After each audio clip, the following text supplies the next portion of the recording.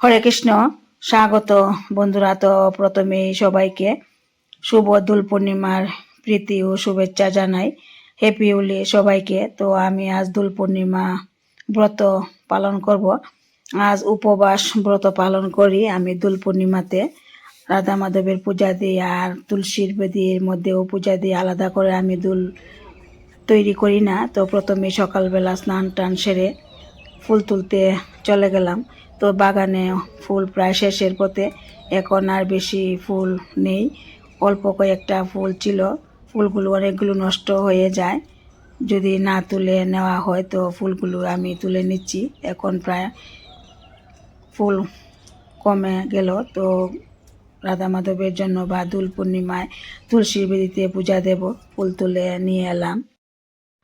তো এবার ঠাকুর ঘরে চলে গেলাম।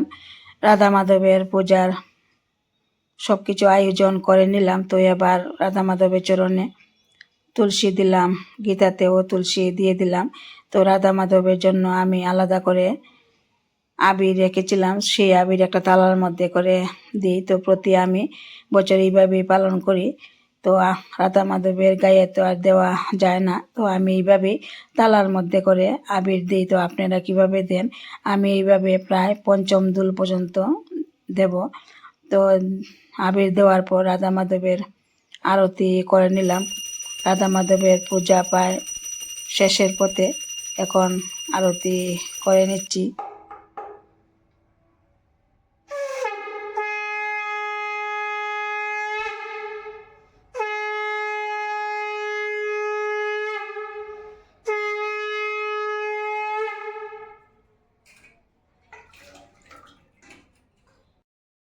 রাধা মাধবের পূজা দেওয়া শেষ করে এবার তুলসীর বেদির কাছে চলে যাচ্ছি। তুলসীর বেদিকেও একটু আবির দিয়ে খুব সুন্দর করে সাজিয়ে দেব। তো আমি তো আলাদা দুল তৈরি করিনি, আগেই বললাম। তো এবার লেগে পড়লাম তুলসীর বেদির মধ্যে আবির দিয়ে সুন্দর করে সাজিয়ে দেব। আলপনা তৈরি করব।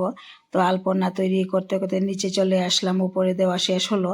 তো কেমন হলো বন্ধুরা অবশ্যই জানাবেন আমার এই তুলসীর বেদির আলপনাটা। তো আলপনা দেওয়া শেষ হলো। এবার তুলসীর দেবীর কাছে পূজা তৈরি করে নিলাম। তো প্রথমে আগে ঘট বসিয়ে দিলাম। এখানে একটা ঘট বসাতে হয়, তো ঘট বসিয়ে দিলাম। তো এবার একটু আরতি করে নিলাম। তো এইভাবেই তুলসীর বেদির মধ্যে আমি দোল পূর্ণিমায় পূজা দিলাম। এবার ফুল দিয়েও একটু সাজিয়ে দিলাম।